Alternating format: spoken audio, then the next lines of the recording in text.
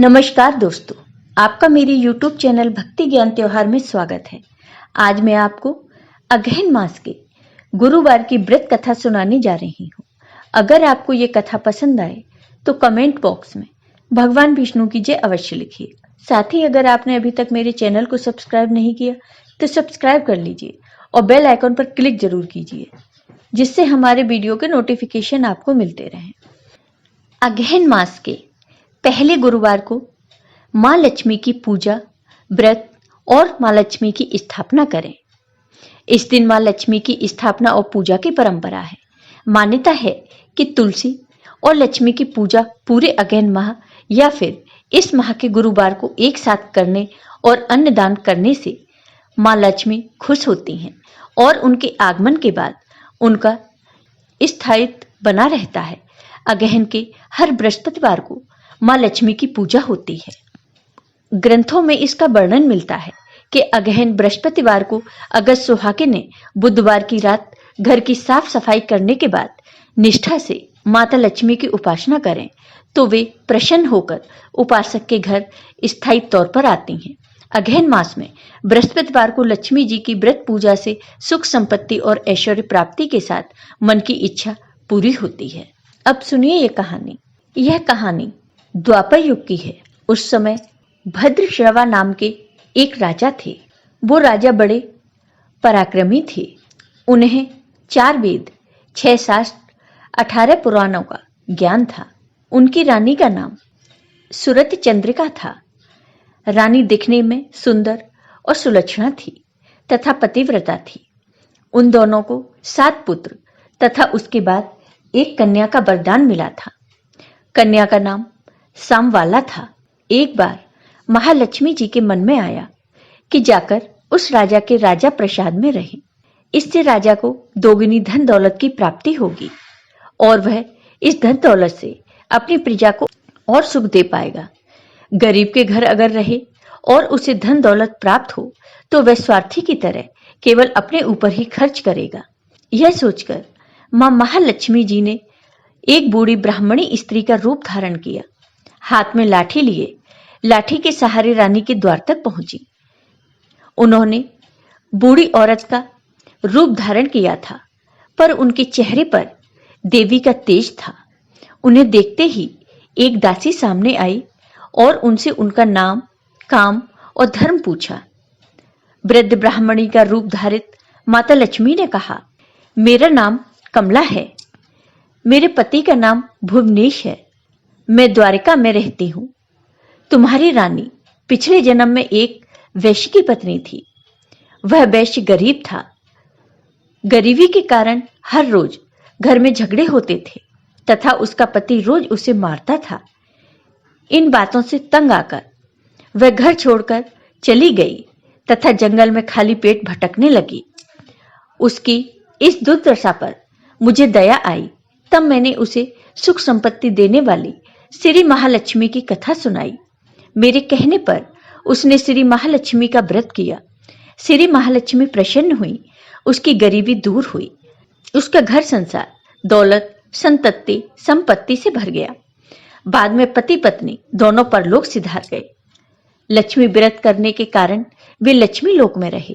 उन्होंने जितने साल महालक्ष्मी का व्रत किया उतने हजारों साल उन्हें सुख भोग मिला।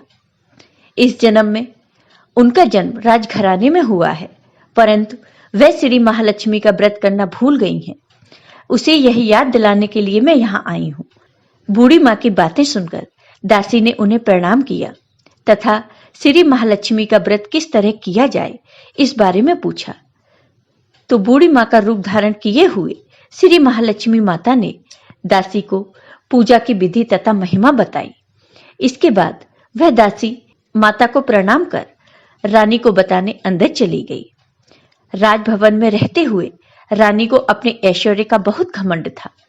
संपत्ति तथा अधिकार की वजह से यह उन्मत्त हो गई थी। दासी द्वारा बताई गई बूढ़ी माँ की बातें सुनकर वह आग बबूला होकर राजद्वार पर आकर बूढ़ी माँ रूपी श्री महालक्ष्मी पर बरस पड़ी। उसे यह मालूम नहीं था श्री महालक्ष्मी माता बूढ़ी माँ का रूप धारण किए हुए द्वार तक आई हैं, परंतु रानी का इस कदर रूखा बर्ताव तथा अपना अनादर देखकर माता ने वहां ठहरना ठीक न समझा। वे वहां से चल पड़ी। राह में उन्हें राजकुमारी सामवाला मिली। उन्होंने सामवाला को सारी बात बताई। सामवाला ने अपनी ओर से श्री महालक्ष्मी माता से क्षमा मांगी। माता को उस पर दया आई। उन्होंने सामवाला को श्री महालक्ष्मी व्रत के बारे में बताया। उस दिन अगहन माह का पहला गुरुवार था। सामवाला ने परम श्रद्धा से श्री महालक्ष्मी का व्रत रखा। राजा सिद्धेश्वर के सुपुत्र मालाधर से उसका विवाह हुआ। वह धन दौलत ऐश्वर्य वैभव से माला माल हो गई। पति के साथ ससुराल में आनंद से दिन बिताने लगी। इधर श्री महालक्ष्मी का रानी पर प्रकोप हुआ। राजा भद्रश्रवा का राज एवं राज कारोबार नष्ट हो गया। यहां तक कि खाने के लाले पड़ गए। ऐसी हालत में एक दिन रानी ने राजा से निवेदन किया, हमारा दामाद इतना बड़ा राजा है, धनवान है, ऐश्वर्यशाली है, क्यों न उसके पास जाएं, अपना हाल उसे बताएं, वह जरूर हमारी मदद करेगा। इस बात पर राजा भद्रश्रवा दामाद के पास रवाना हुए। राज्य में पहुंचकर एक तालाब के किनारे थोड़ी देर विश्राम के लिए ठहरे। तालाब से पानी लेने आते जाते दासियों ने उन्हें देखा। उन्होंने विनम्रता से उनसे पूछताछ की। जब उन्हें यह मालूम हुआ कि वे रानी सामवाला के पिता हैं, तो दौड़ते हुए जाकर उन्होंने रानी को सारी बात बताई। रानी ने दासी के हाथ राज परिधान भेजकर बड़े ठाट से उनका स्वागत तथा आदर सत्कार किया, खान पान करवाया। जब वे लौटने लगे तो सोने की मोहरों से भरा घड़ा दे दिया। राजा भद्रश्रवा जब वापस लौटे तो उन्हें देखकर रानी सूरज चंद्रिका खुश हुई। उन्होंने सोने की मोहरों से भरे घड़े का मुंह खोल दिया, पर हाय भगवान, घड़े में धन के बदले कोयले मिले। यह सब मां महालक्ष्मी के प्रकोप से हुआ। इस प्रकार दुर्दशा में और कई दिन बीत गए। इस बार रानी स्वयं अपनी कन्या के पास गई। वह दिन अगहन माह का अंतिम गुरुवार था। सामवाला ने श्री महालक्ष्मी का व्रत किया, पूजा की, अपनी माता से भी व्रत करवाया। इसके बाद रानी अपने घर आई। श्री महालक्ष्मी का व्रत रखने पर उसे फिर से अपना राजपाट, धन दौलत, ऐश्वर्य प्राप्त हुआ। वह फिर से सुख शांति आनंद में जीवन बिताने लगी। कुछ दिनों बाद राजकन्या श्यामबाला अपने पिता के घर आई। उसे अपने घर देखकर सूरज चंद्रिका को पुरानी बातें याद आईं कि श्यामबाला ने अपने पिता को घड़ा भरा कोयला दिया था और उसे तो कुछ भी नहीं दिया था। इसी कारण श्यामबाला को पिता के घर आने पर उसका कोई आदर आतिथ्य नहीं हुआ, बल्कि अनादर हुआ। पर उसने इस बात का बुरा नहीं माना। अपने घर लौटते समय उसने पिता के घर से थोड़ा नमक ले लिया। अपने घर लौटने पर उसके पति ने पूछा, अपने मायके से क्या लाई हो? इस पर उसने जवाब दिया, वहां का सार लाई हूं। पति ने पूछा, इसका क्या मतलब हुआ?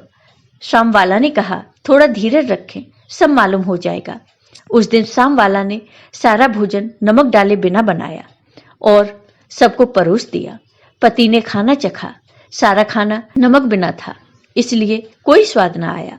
फिर श्यामवाला ने थाली में नमक डाला, इससे सारा भोजन स्वादिष्ट लगने लगा। तब श्यामबाला ने अपने पति से कहा, यही है वह मायके से लाया हुआ सार। पति को उसकी बात सही लगी। फिर वे दोनों हंसी मजाक करते हुए भोजन करने लगे। कहा गया है कि इस तरह जो कोई श्रद्धा भाव से श्री महालक्ष्मी की पूजा करे, उसे माता की कृपा प्राप्त होती है, सुख संपत्ति शांति प्राप्त होती है, सभी मनोकामनाएं पूरी होती हैं। परंतु यह सब प्राप्त होने पर माता की पूजा को भूलना नहीं चाहिए। हर गुरुवार को व्रत पाठ अवश्य करना चाहिए। इस तरह श्री महालक्ष्मी की महिमा भक्तों की मनोकामना पूरी करती है। तो हे लक्ष्मी माता, जैसे आपने राजा की बेटी श्यामवाला पर अपनी कृपा की, वैसे ही अपने सभी भक्तों पर अपनी कृपा सदा बनाए रखना। जय हो मां महालक्ष्मी की। आपको ये वीडियो पसंद आया हो तो कमेंट बॉक्स में कमेंट करके जरूर बताइए। साथ ही मेरे वीडियो को ज्यादा से ज्यादा शेयर करिए। धन्यवाद।